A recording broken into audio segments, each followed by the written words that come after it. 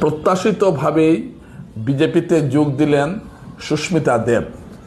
এটা অবশ্য জানাই ছিল যে তিনি বিজেপিতে যাচ্ছেন। গত মাসে মে মাসে বিধানসভা নির্বাচনে তৃণমূল কংগ্রেসের ভরাডুবির পর যে কয়েকজন সাংসদ দল ছেড়েছিলেন তাদের মধ্যে সুস্মিতা দেবও ছিলেন। সুস্মিতা দেব তৃণমূলের সমস্ত পদ এবং রাজ্যসভার সাংসদ পদ থেকে পদত্যাগ করেছিলেন।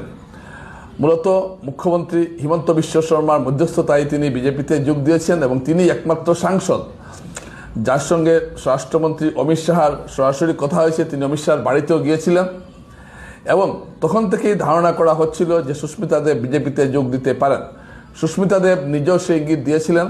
তিনি বলছিলেন যে তিনি রাজ্য রাজনীতিতে ফিরতে চান, কিন্তু তিনি যোগ দিলেও তিনি আসামের রাজনীতিতে ফিরবেন কিনা এটা আমি এই মুহূর্তে বলতে পারছি না।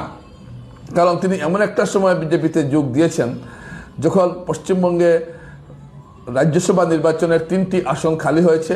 এগুলো সুস্মিতা দেব এবং অন্য 2 সাংসদ পদত্যাগ করার ফলেই খালি হয়েছিল এবং এই 3 তৃণমূল সাংসদ আজকে বিজেপিতে যোগ দিয়েছেন।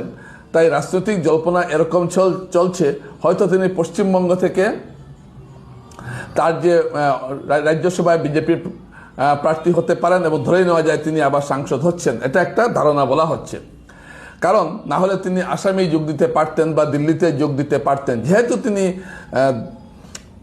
পশ্চিমবঙ্গে কলকাতা অফিসে বিজেপি অফিসে এসে যোগ দিয়েছেন, তাই এই জল্পনাটা অনেকটাই তুঙ্গে উঠেছে। তাহলে কি রাজ্যসভার সাংসদ হতে যাচ্ছেন সুস্মিতা দেব?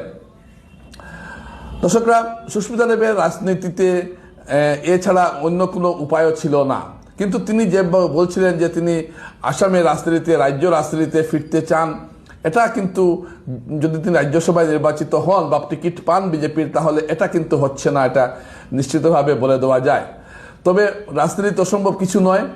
আমি বলছি না যে আজকে যোগ দেওয়ার সঙ্গে সঙ্গেই যে তাকে টিকিট দেওয়া হয়ে যাবে, এটা নাও হতে পারে, কিন্তু রাজনৈতিক জল্পনাটা এরকমই চলছে যে সুস্মিতা দেবকেই টিকিট দেওয়া হতে পারে পশ্চিমবঙ্গে যে 3টি আসন খালি হয়েছে রাজ্যসভার, তার যে কোনো একটিতে।